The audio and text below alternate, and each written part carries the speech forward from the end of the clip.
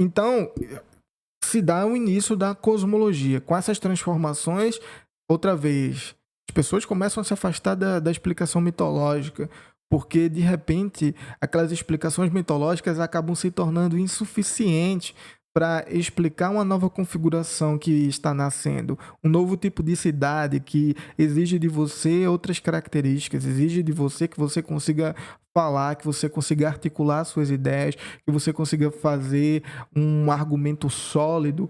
E aí o mito não existia uma fundamentação muito sólida.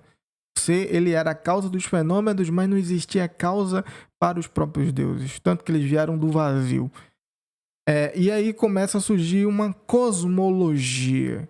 Mas o que é uma cosmologia? Olha, tá aqui a etimologia. A gente já viu antes que cosmos é o mundo ordenado. E surge um novo conceito que é importantíssimo para a filosofia, que é o logos, que pode significar razão, discurso e tantas outras coisas, mas aqui é importante focar nessas duas, razão e discurso. Então, uma cosmologia é uma narrativa racional sobre a origem do universo, ou seja, olha o abismo. Antes era uma narrativa da organização do universo a partir dos deuses como causa. Agora se abstém dos deuses e o que explica a organização do universo é a própria razão. E aí há pressupostos que eu vou mostrar a vocês depois que é muito importante. Mas eu queria destacar aqui o que Aristóteles diz na sua metafísica sobre esses primeiros filósofos. É claro, é só um trecho. Quem quiser também, esse livro deve estar pela internet aí, é fácil de encontrar. E Aristóteles diz o seguinte: os que por primeiro filosofaram, em sua maioria, pensaram que os princípios de todas as coisas fossem exclusivamente materiais.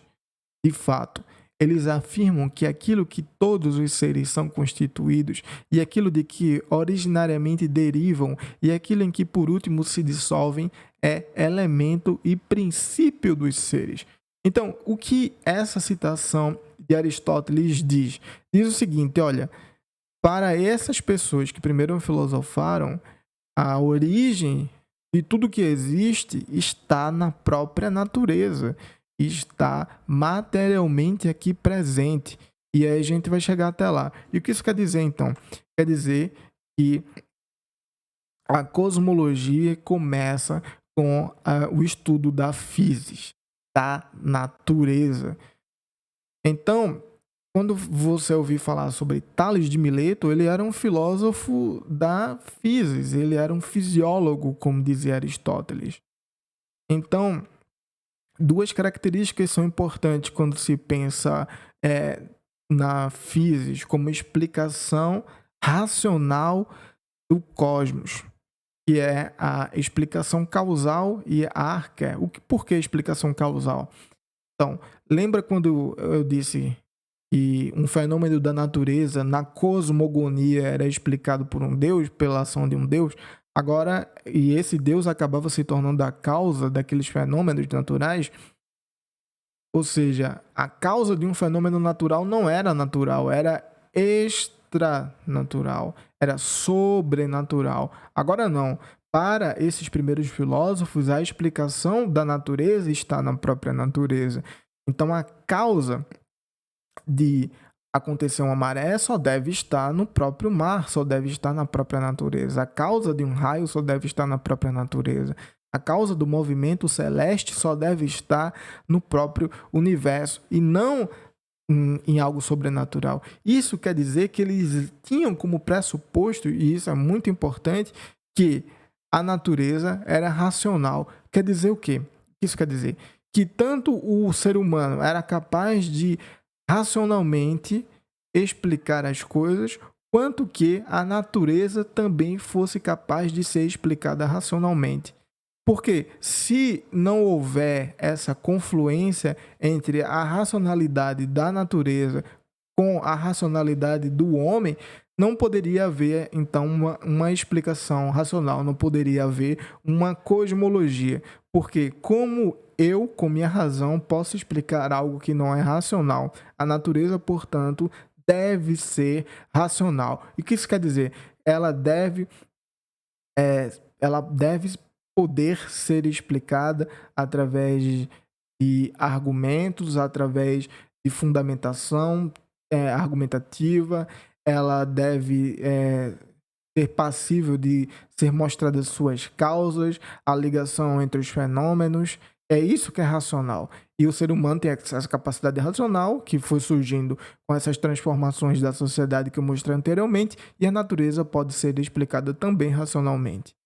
Então, já que é uma explicação causal e está na própria natureza, o que significa que se eu digo que a causa material dos fenômenos existe na própria natureza, aí se pode fazer uma pergunta ad infinitum. Isso quer dizer que eu posso perguntar qual é a causa da causa. Por exemplo, Tales de Mileto diz que a causa de todas as coisas que existem, a causa da multiplicidade dos fenômenos é a água. Mas aí alguém pode perguntar, então, Tales, qual é a causa da água? E aí alguém responde X. X é a causa da água. E aí, então, outra pessoa pergunta, então, mas qual é a causa de X? E assim há um retorno ao infinito, porque não se sabe qual é a causa original. E aí surge outra característica importantíssima dos primeiros filósofos, dos pré-socráticos, que é a arqué. Então, a arqué nada mais é do que uma causa primordial. Porque se não houver uma causa primordial, a discussão fica retornando ao infinito sempre, porque não se tem um ponto de partida, um ponto de início. Então, a partir dessa causa primordial, eles explicam como os fenômenos acontecem, a multiplicidade de fenômenos. Mas isso é uma aula sobre os próprios pré-socráticos. Então, veja já como a cosmologia se dá de maneira diferente.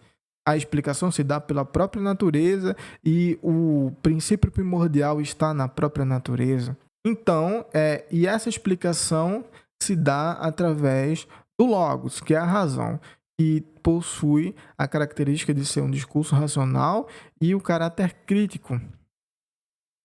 O que é esse caráter crítico?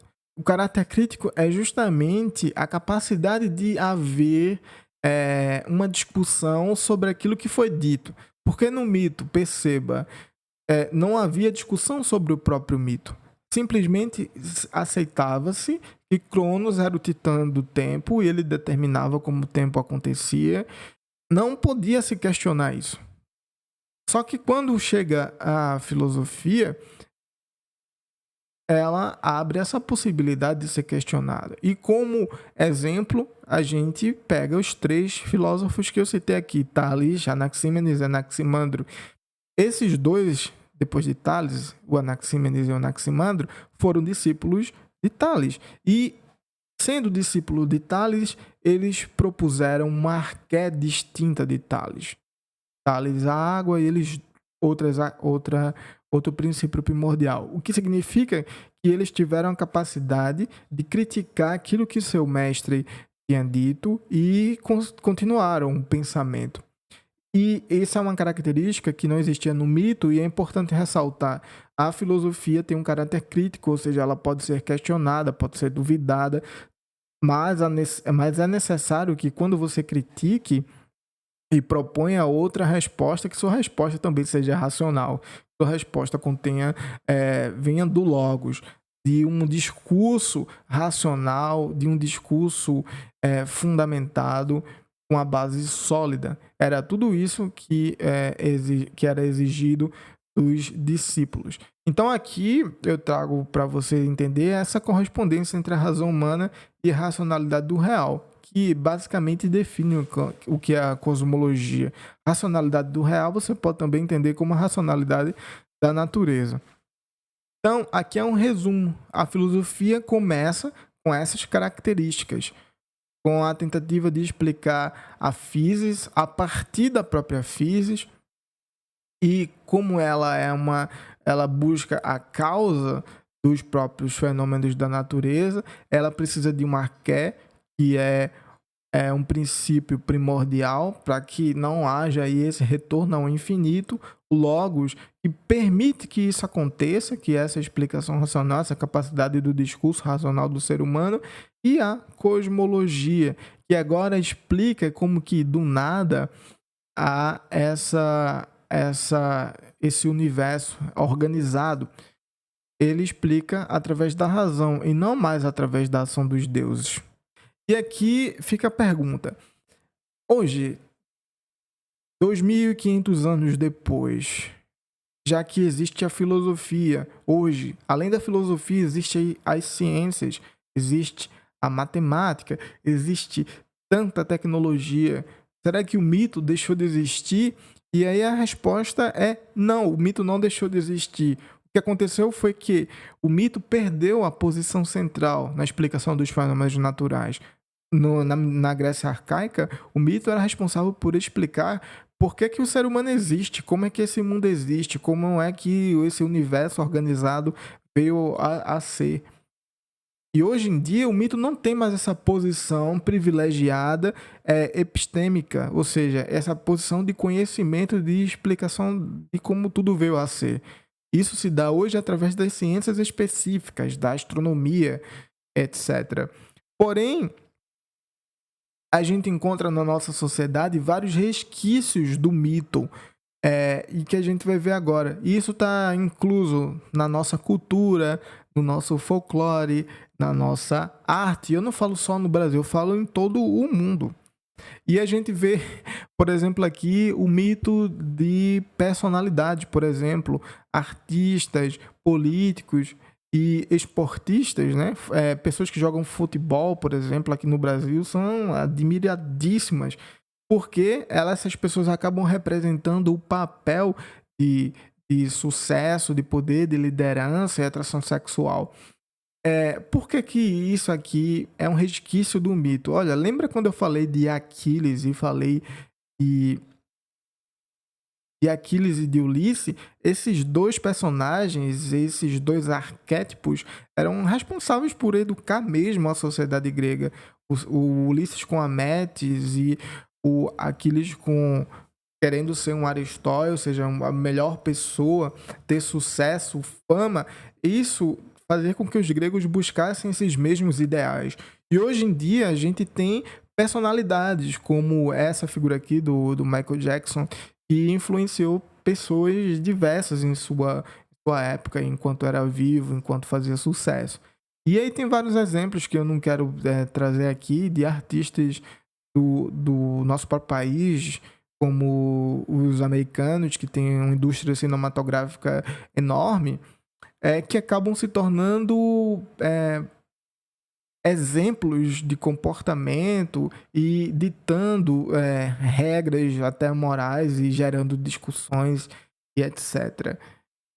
Então há aí resquício do mito nessa cultura da personalidade que a gente vive hoje. E isso é influenciado pelas mídias de comunicação. Antes era pela televisão e pelo rádio, mas hoje isso é muito mais impulsionado pela internet do que antes. Antes, para você se tornar um Michael Jackson, era um trabalho enorme. Precisava ter talento. Hoje você precisa aparecer em redes sociais, como essa aqui, por exemplo, o YouTube. E também o mito está presente ainda em contos populares, em folclore, em literatura, na arte produzida. Quem nunca ouviu um conto daí da sua região? Quem nunca ouviu falar do Saci? Quem nunca ouviu falar da mula sem cabeça? Pelo menos aqui em Recife é muito, muito presente. E vários exemplos aí da literatura. Então, o mito, apesar de perder essa hierarquia na explicação da realidade, ainda está presente na nossa vida, não mais para explicar como as coisas são, como o universo existe, como o ser humano deve agir, mas pequenas características, suas narrativas, está presente aí na nossa cultura e na nossa sociedade. Nos filmes de Hollywood, o ator, o protagonista do bem que precisa vencer o mal, e aí quando vence o mal as pessoas ficam felizes e contentes. Isso já estava presente nas explicações mitológicas e que estão aqui ainda hoje conosco. Então, eu espero que você tenha gostado. Essa foi uma aula para explicar a você como é que a filosofia nasce e como é que ela entra, em certa medida, em oposição ao mito, porque, claro, é uma explicação completamente diversa da realidade, né? Mas as perguntas que a filosofia responde são as mesmas perguntas que o mito tenta responder. Então, há, em certa maneira, uma continuidade e uma descontinuidade simultânea. Espero que você tenha gostado. E se gostou realmente do vídeo, se inscreve no canal, comenta aqui embaixo se tiver uma dúvida. Olha, se tiver aí um conto popular que queira aqui mostrar pra gente como o mito ainda tá vivo, ou algum contato que você teve com o folclore, escreve aqui também, que acho muito interessante. Então é isso, e se inscreve nesse canal que vai ter mais aula aí. Entra no grupo do Telegram que a gente vai poder tirar dúvidas, por exemplo, sobre essa aula. E a gente se vê no próximo vídeo. Tchau!